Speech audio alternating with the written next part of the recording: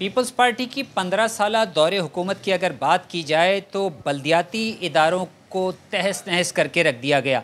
सूरत हाल इस नहज पर पहुंच गई है कि वो बल्दियाती इदारे जिनकी ज़िम्मेदारी थी कि वो शहरियों को उनकी सहूलियात जो है वो उनकी दहलीज़ पर फराम करें, वो इस वक्त मफलूज होकर रह गए हैं। सूरत हाल कुछ ऐसी है कि इन बल्दियाती इदारों के पास आवाम को डिलीवर करने के लिए तो कख भी नहीं है, लेकिन इनके अपने मुलाजमीन जो हैं वो ही दरबदर हैं।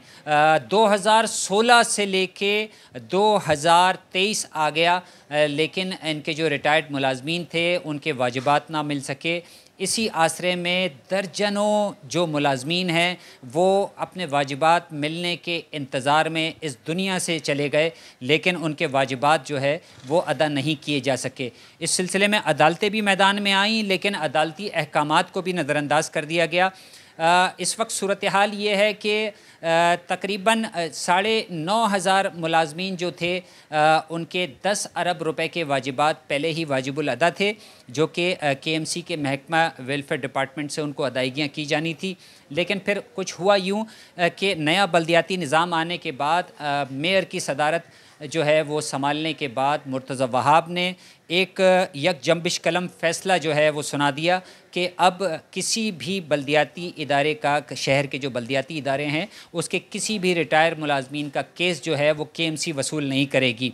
इस फ़ैसले के बाद से लेकर अब तक 400 मुलाजमीन जो हैं वो दरबदर हैं, क्योंकि जो टाउन हुकूमतें हैं वो भी वाजिबात देने के लिए तैयार नहीं हैं, ऐसे रिटायर्ड मुलाजमीन के केस लेने के लिए तैयार नहीं है।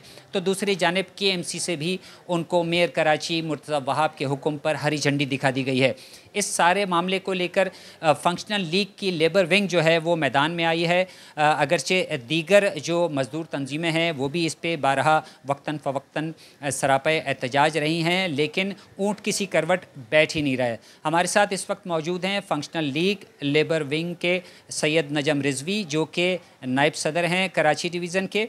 इनसे बात करते हैं। नजम साहब, बहुत शुक्रिया। ये बताइएगा, इतना गंभीर मामला है, लोगों के घरों में फाके कशी हो रही है और दर बदर हैं वो, और ऐसे ऐसे मुलाजमीन हैं जो कि दुनिया से चले गए, उनके जो लवाहिकीन हैं वो आंसू बहा रहे हैं, लेकिन उनकी सुनवाई कहीं नहीं हो रही। अदालती फ़ैसले भी मौजूद हैं।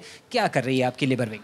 देखें रिजवान साहब, ये जो दर्जनों की बात की आपने, दर्जन तो नहीं है, दर्जन होते हैं, 1-2 दर्जन ऐसे जैसे यहाँ पे जो है, मगर यहाँ पे अब 900 450 लोगों के जो है वाजिबात KMC ने देने थे, जो अब 10 अरब रुपए बनते थे। 10 अरब रुपए से वो क्रॉस करके अब वो मज़ीद ऊपर बढ़ते जा रहे हैं।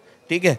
अच्छा, यहाँ पे सिलसिला ये चल रहा है कि अभी मज़ीद जो है वो 400 केसेस मज़ीद निकल के आ गए हैं और उनके 3.5 करोड़ रुपए बनते हैं समथिंग। तो अब ये बताएं कि कोर्ट के अदालती अहकामात हैं, उसके बावजूद जो है वो उन्होंने ये कहा था। इसकी थोड़ी सी वजाहत करें, अब अदालती अहकामात क्या थे? अदालती अहकामात तो ये थे कि रिजवान साहब के KMC को उन्होंने पाबंद किया था कि आप अपने असासे बेचें, आप अपने घर बेचें और इनके वाजिबात क्लियर करें। तो आज भी वहीं जो है उनको वो एक लॉलीपॉप दे दिया गया, मतलब अदालती अहकामात को भी जो है वो माइनस कर दिया गया है। ये कितने अरसे कबल ये अदालती अहकामात आए थे, और आप क्या समझते हैं कि कौन रुकावट है इन अदालत के अहकामात की, यानी तौहीन अदालत की तरफ जा रहे हैं ये? तो कौन इतने दिलेर अफसरान हैं या मुंतखब नुमाइंदे हैं जो कि अदालत को भी खातिर में नहीं ला रहे? देखें, इससे पहले जब मेयर कराची आने से पहले जो है उन्होंने बड़े दावे किए थे कि मैं ये सारे वाजिबात क्लियर करूँगा और सारी चीज़ें जो है वो दूँगा। लाजमी है, DMC से जो वाजिबात होते हैं वो क्लियर होके जो है वो KMC चले जाते हैं, और वो एक बड़ा अमाउंट होता है, लोगों को जो है वो आगे का अपने कारोबार या कोई भी रिटायर होने के बाद सोचा जाता है। आज वो धक्का दे रहे हैं कि DMC देगा, तो पहले आप वो पिछले तो क्लियर कर दें, क्लियर करेंगे तो आप जो है वो DMC की तरफ, मतलब ये अभी तो DMC खुद जो है वो रो रहा है अपने तौर पे कि जो है हमारे वाजिबात जो है हमें नहीं मिल रहे हैं, वहाँ पे इनको भी रुला के जो है वो लंगड़ा करके रखा गया है। अच्छा नजम साहब, ये तकरीबन 8 साल का अरसा गुजर चुका है और ये तवील होता जा रहा है मामला। आप जैसे दीगर मजदूर रहनुमा भी मैदान में हैं, इस हवाले से मुसलसल आवाज़ बुलंद की जा रही है, लेकिन ऊँट किसी करवट बैठ नहीं रहा है। तो ये मामला किस तरह हल होगा, किस तरह इन लोगों को वाजिबात मिलेंगे, क्या ये मिलेंगे भी या इस पर कुलवल्ला पढ़ ली जाए? नहीं सर, इंशाल्लाह इस पे फंक्शन लीग जो है वो खड़ी रहेगी और इसके ऊपर जो है वो लड़ेगी इनसे और इनके हुकूक वर्करों के दिलवाएगी। क्योंकि आप ये देखें ना कि 8 साल तो आपने कह दिए, 8 साल आपके कहने का मकसद ये है कि वो जो लोग वाजिबात लेने के लिए थे वो तो उसमें से आधे से ज़्यादा जो है अल्लाह को प्यारे हो गए। आज उनकी फैमिलीज़ जो है वहाँ पर उनके बच्चे, उनकी बेवाएँ जो है वो दर दर की टोकरें खा रही हैं। तो ये मुझे बताएं कि क्या तरीक़ेकार होगा। आपकी गुफ्तगू से अंदाज़ा ये हो रहा है आप होपफुल हैं कि ये मसला जो है वो हल हो जाएगा, तो इतनी उम्मीद आपको किस बुनियाद पर है? देखें, अब तो मैं यही कहूँगा, एक यूनियन ने जो है अच्छा वहाँ से इकदाम उठाया था, वो कोर्ट गई, वहाँ से कोर्ट से जब फैसला आया तो अब कोर्ट को एक्शन लेना चाहिए इस इकदाम के ऊपर के लाजमी है कोर्ट के जो है मामलात को माइनस किया जाए या उसको मना किया जाए, तो ये तो नहीं हो सकता।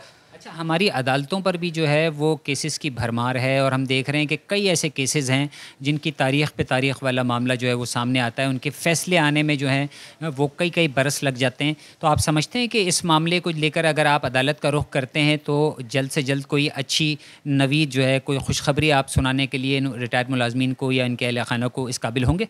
देखें, आवाम या वर्कर कोर्ट की तरफ जब ही जाता है जब इदारे जो है उनकी सुनवाई छोड़ देते हैं, तो अब कोर्ट को भी जो है जितनी जल्द से जल्द फैसले कर सकती है वो करे और जो ये फैसलों कोर्ट के फैसलों को जो नहीं मान रहे हैं अफसरान, उनके ख़िलाफ़ एक्शन लिया जाए। बिल्कुल, इनका मुतालबा जो है वो नजम रिजवी का ये है कि अदालत जो है अब अपना किरदार अदा करे इन मज़लूमों की दादरसी के लिए, इनको इनका हक़ दिलाने के लिए, और इस सिलसिले में जल्द से जल्द जो है वो केसेस की समाअत की जाए और इन मुलाजमीन को इनका हक़ फ़राहम करने के लिए इनका ये भी कहना है कि अब अदालती कार्रवाई का आगाज़ ये करने जा रहे हैं।